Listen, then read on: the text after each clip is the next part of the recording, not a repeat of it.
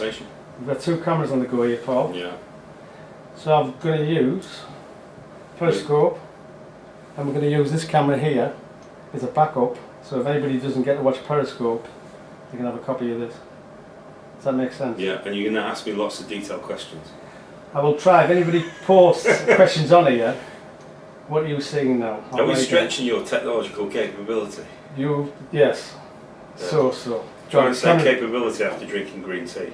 Cameron Parry last night, questions I had to read away, I won't even go into that. God, that was a struggle. Jesus, unbelievable. Well, could you not understand him? No, I couldn't. I'd read the questions properly, and he just landed them on me. He said, right, here we go. Yeah. And I had a few problems with the translations. So, I will turn this on now. Are you okay? Absolutely. Right. I'll tell you what, I'll go side on. You're live now. It says press and hold for advanced controls. So, I believe you got some questions today. Yeah, we certainly did. It's good to see you. Nice to see you as well over there in this new posh office. Oh, it's not so bad. It's quite nice in comparison to where we were a year or so ago, but it's still not bad. We don't like to pay too much for things. I missed the wonky blinds actually.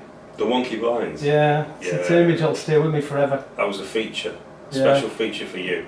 It was. It took me a while to actually get out the pub over the road to be allowed in the office. Not anymore, you've gone up in the world. Okay. We've got 7 joined you at the moment. I've got a little icon there in the bottom right hand corner. Really? It says 7. Fantastic. Well, good afternoon.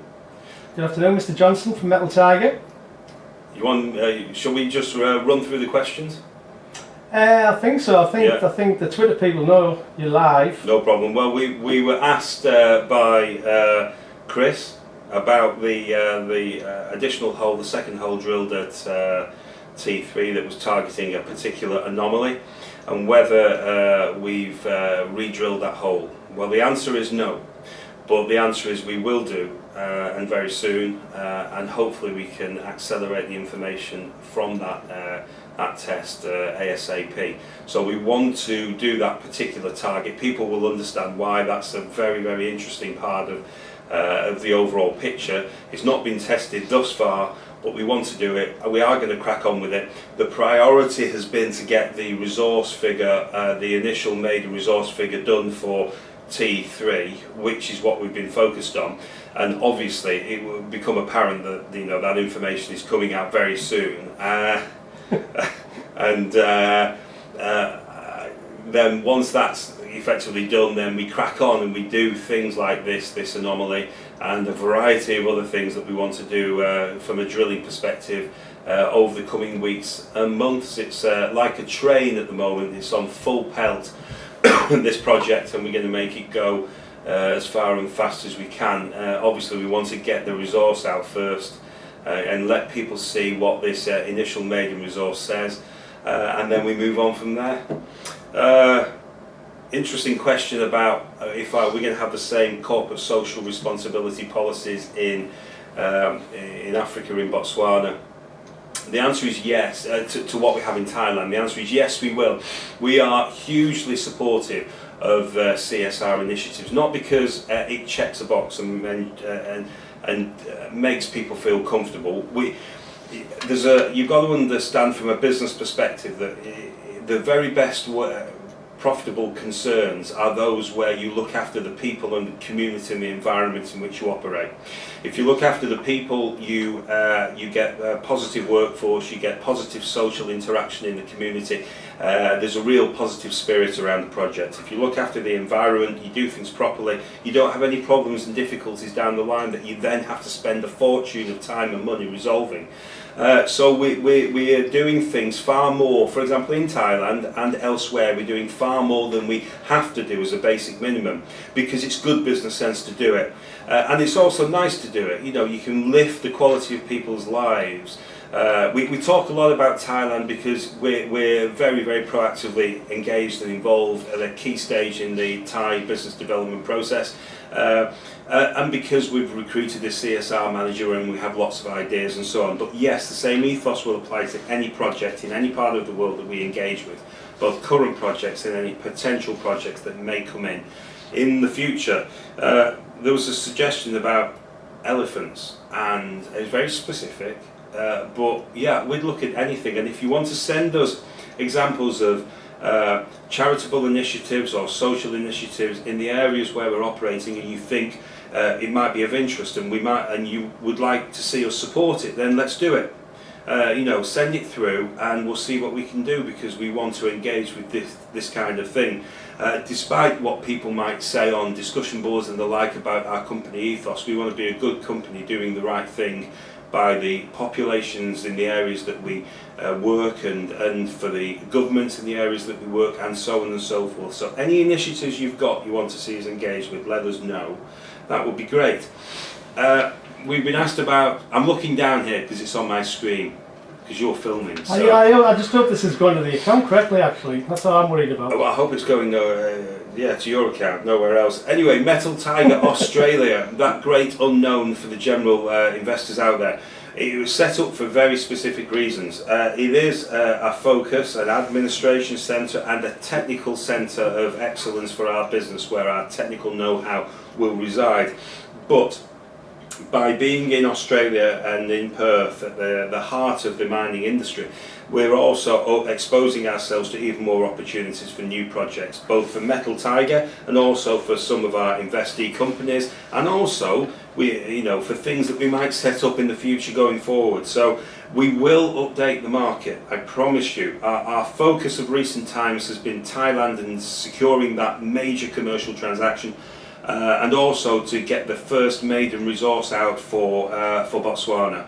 But other areas like Metal Tiger Australia, like the Spanish projects, and all the other things that people know about, we will be coming back with more information in the near future. We like to keep people up to date. Now, I know that annoys certain people. Certain commentators get really upset that we release lots of news flow, but we've just had a discussion, Alex, about this. We did, yeah. And the reason why we can talk so openly about our business is because we release everything as soon as we can. We try and give the market a full understanding of what we're doing, and sometimes that's week to week.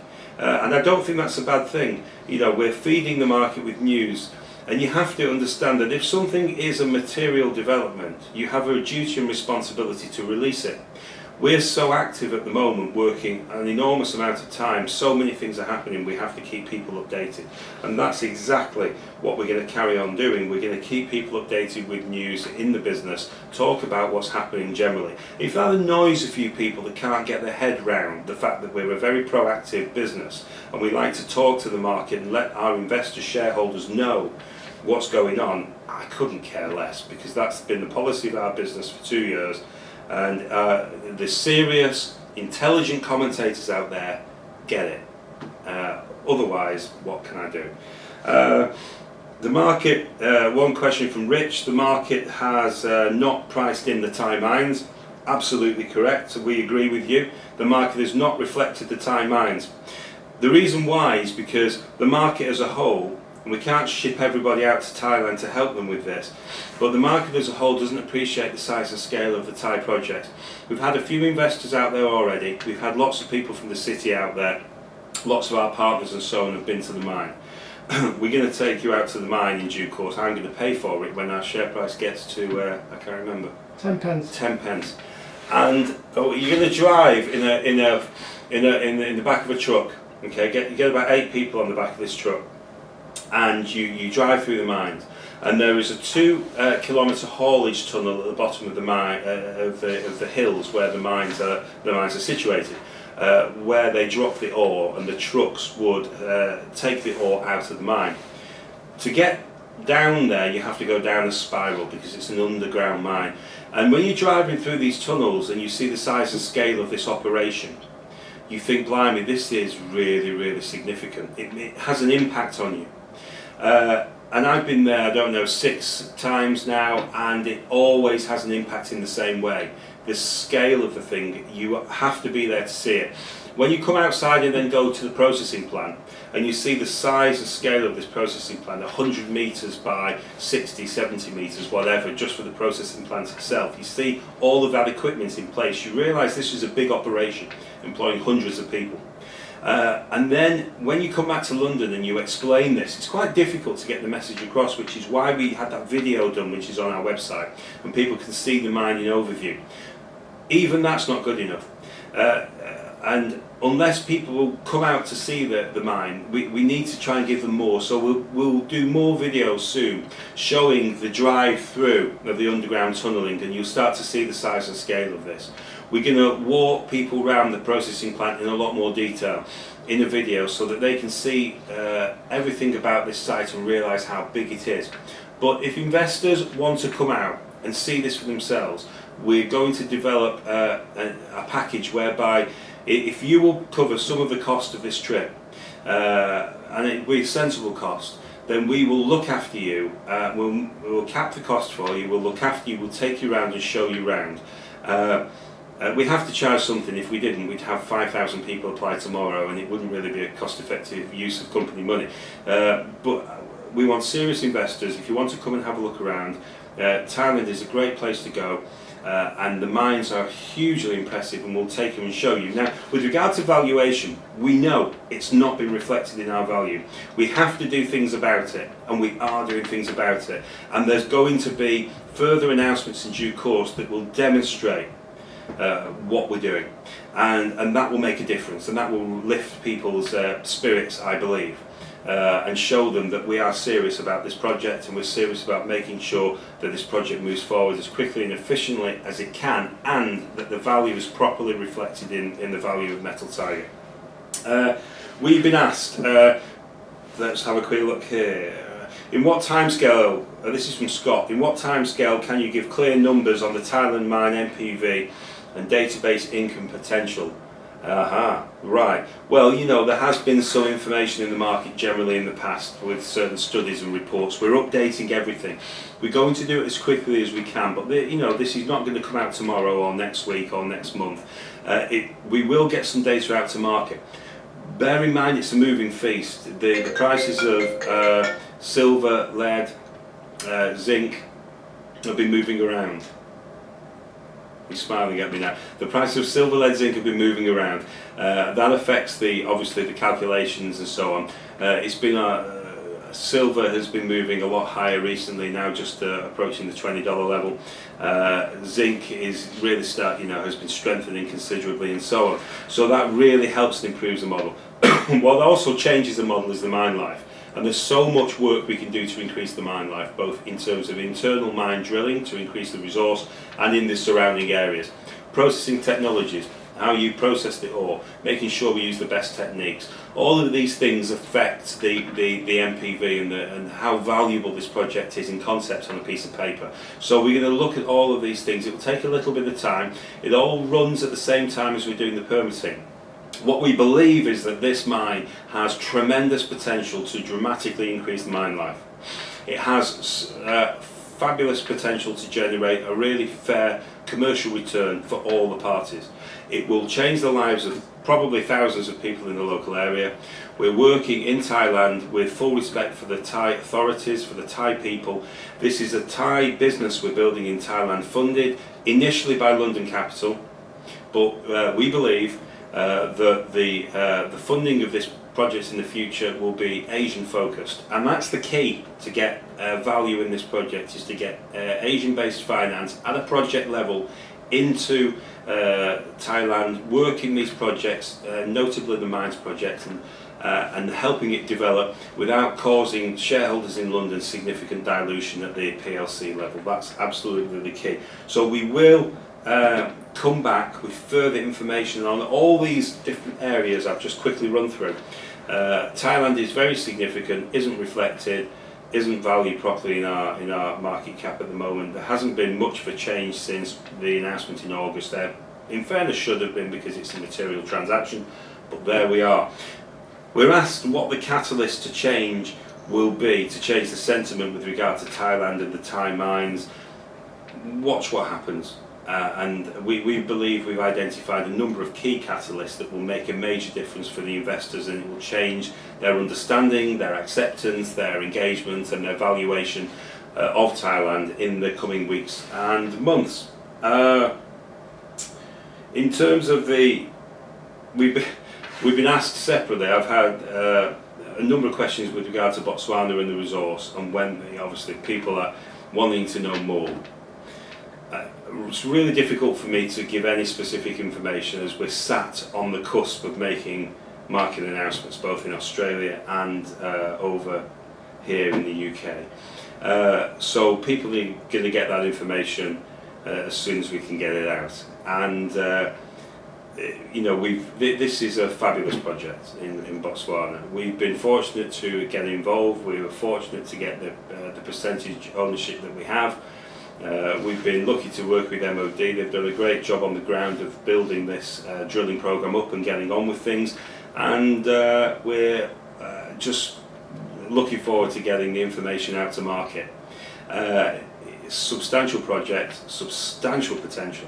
Suspended in Australia at the moment, as we know. Yeah, it's an oddity, isn't it? They have trading halts and we carry on. We were talking about that, so everybody would imagine maybe looking Sunday night, UK time, into the early hours. Yeah, well, I'll be there Sunday night, waiting to see what comes out of all of this. I think it's going to be an interesting evening.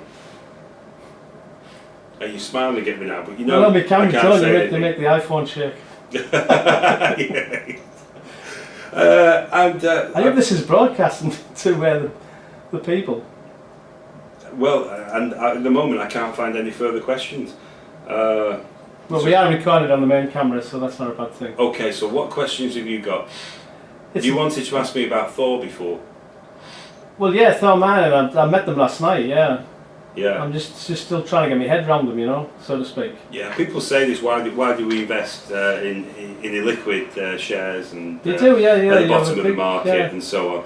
And they do this all of the time. They say, why'd you put money in?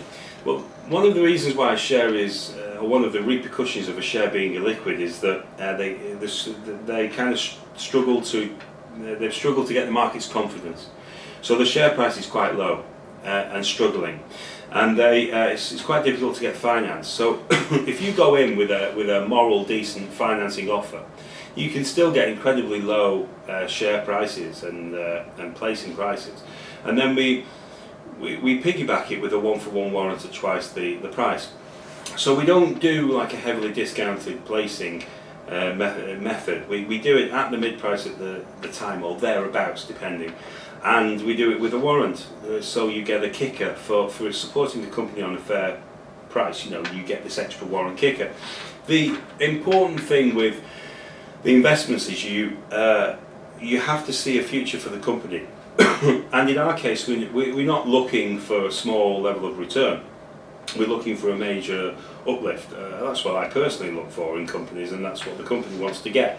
We're at the bottom of the cycle, so we look at these companies and we invest in them.